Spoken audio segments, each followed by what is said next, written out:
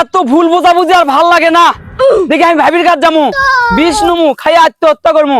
ও ভাবি, এক ফোঁটা না বীজ দাও, আমি খাইয়া আত্মহত্যা করবো। আমি যেমন রাখবো না। কে ভাই বল সবার বল, করো। ঠিক আছে, ক। এ ভাবি, আর দুঃখের কথা কইও না। সকালে গেছি ওই গরুর গোলের মধ্যে গায়ে দোয়াবার, গোলের মধ্যে দড়ি হচ্ছে দুটে। তাই আমি কেবল দুধ দোয়ান শুরু করছি। গরু আমাকে ডান পাও লাত্তি মারছে, দড়িটা নিয়ে ডান পাও বান্ধিছি।